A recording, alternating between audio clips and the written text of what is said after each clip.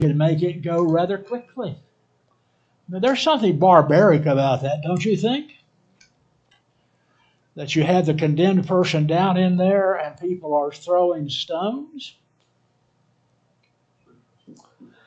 What is the significance of neither do I condemn you, go and sin no more? Why didn't he condemn her?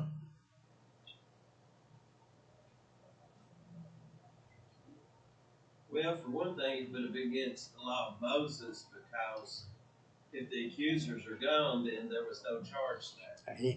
He didn't see it. He couldn't accuse her.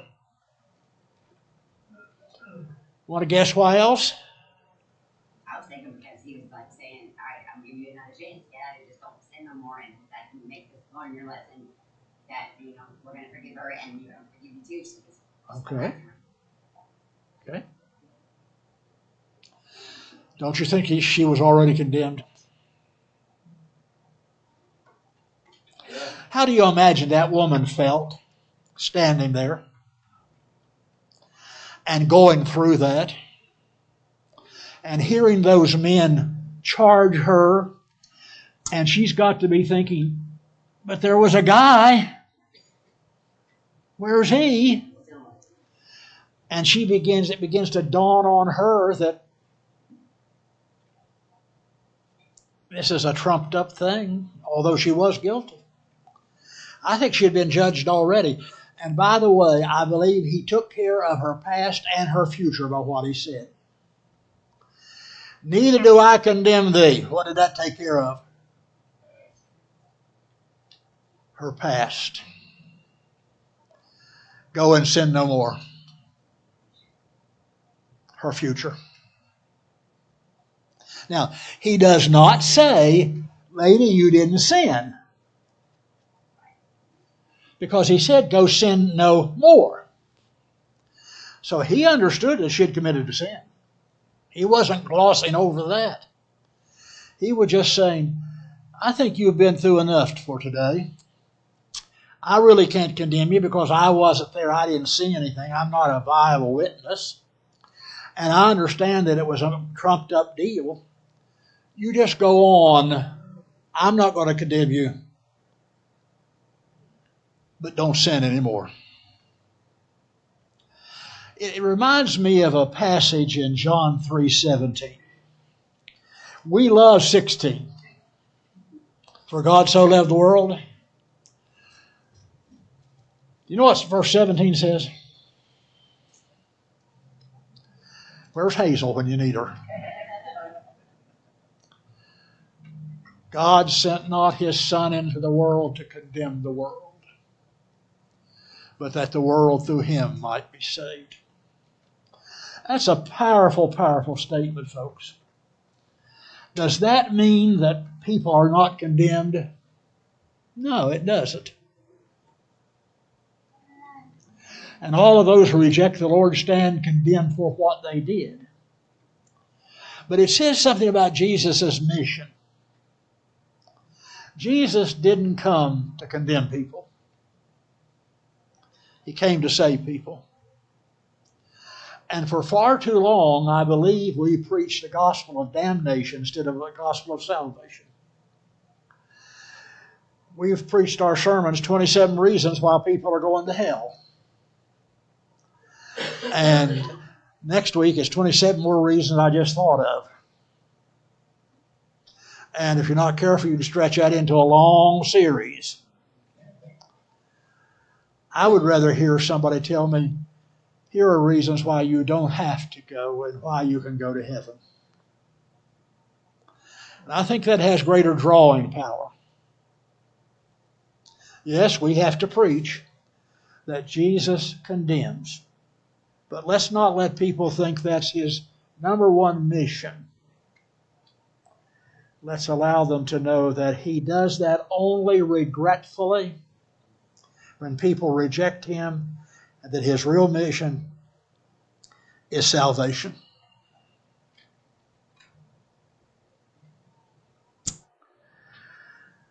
Who were Jesus' two witnesses? Jesus comes back around to this two-witness deal. And he says he really has two witnesses. And they said, well, who are your two witnesses? And who were they? All the people that had witnessed the miracles that he had done. Okay. The people who had witnessed the miracles. Anybody else?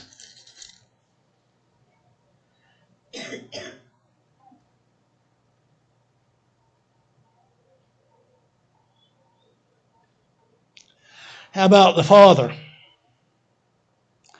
I am one who bears witness of myself, and the Father who sent me bears witness of me. Had the Father borne witness of Jesus? Tell me a time or two when the Father had borne witness. Baptism at Jordan and Transfiguration. All right, the baptism at Jordan and the Transfiguration. This is my beloved Son, in whom I am well pleased. Now that would be a ringing endorsement, wouldn't it? I mean, you're standing there and all of a sudden this thunder from heaven, this is my beloved Son. I don't know what the voice of God's like. This is my beloved Son in whom I am well pleased. And so Jesus really did have witnesses, not to this that would pass the law test, but he certainly did have witnesses. Why did they say, you bear witness of yourself and your witness is not true? I got these questions turned around, but you can stick with me on that. Why did they say, you bear witness of self, your witness is not true? What did that not pass? The law, the two or three witnesses. And he says, well, even if I only have one, my witness is true. Because it's me, the Son of God. But I really do have two. Because I and the Father are both witnesses. The Mishnah, the writings of the rabbi said, no man can give evidence of himself. Which makes sense.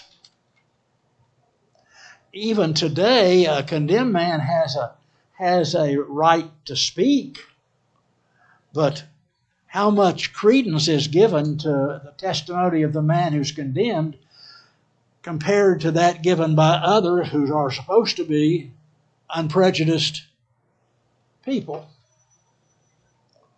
I think you can see why the Mishnah would say you cannot give evidence of yourself. And that's why two or three witnesses were required, by the way. You would think that ultimately the scribes and Pharisees would give up and say, too much for us. Every time we have a question, he answers it. Every time we say something, he answers it. And so they said, where is your Father? Because he said he and his Father were both witnesses. And so they say, where is your Father? Now, why might they ask that?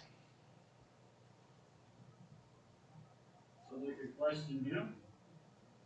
I said so they can question him. All right. So they could question the Father. You think it's also because they couldn't see him? He's spirit. They saw some things that were accomplished through him, but they didn't get to see him. And Jesus just basically said, if you knew me, you would know the Father. Does that remind you of anything when we get over into chapter 13, I think it is?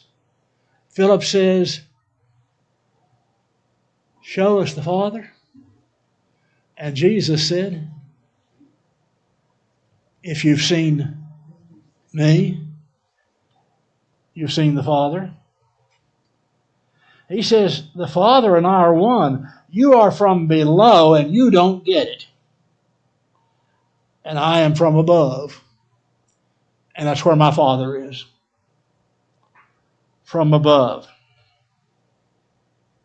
Anybody questions? Am I going too fast here, or are you with me?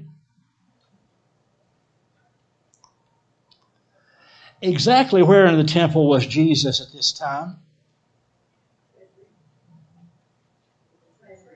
The treasury. What's the thing you remember most about the treasury? Went on the two mats. Mark 12 and verse 41, and Jesus was sitting over against the treasury and observed people put their contributions in, and the widow gave 2 mites, all that she had. Does that help you understand anything about the temple?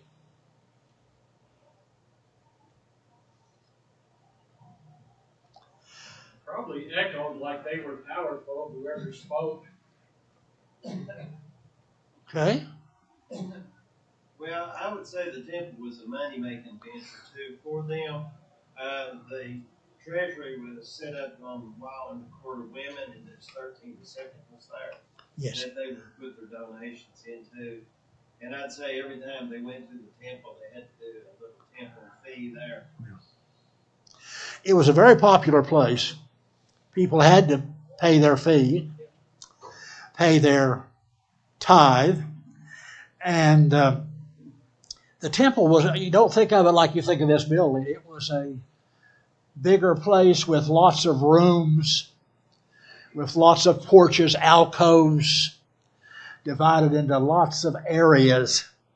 One of the porches was called Solomon's Porch, and the church often met there on Solomon's Porch. So if we think of it like, okay, I see a church building, that's not exactly what it was like. Why did no one lay hands on Jesus to take him? It still was not his hour. Now, in about chapter 13, it's going to be his hour, but it's not now. Jesus is on this time schedule, and nobody's going to speed that up or slow it down. And it's not his hour. What did Jesus tell the Pharisees about where he was going? They couldn't go with him. And they would die in their sins. Does that remind you of anything? Back in chapter, who wants to know? 7. What did Jesus tell his own disciples? Where I am going, you cannot come. And the one I had in mind, is that the one I wanted?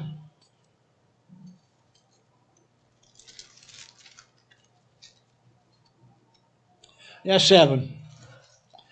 That he wanted people to know that where he was going, they could not come and be with him, and they would die in their sins. Now, you tell a Pharisee that, how's that going to go down? It's anti-pious. Yeah, the Pharisee's not going to like that well at all. Let me do these last 3 very quickly because we got people chomping at the bits back here. Why did Jesus say the Pharisees would die in their sins?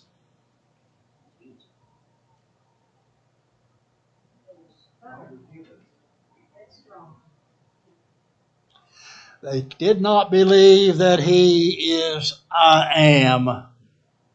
Okay? When did Jesus say the people would understand what he was saying about himself?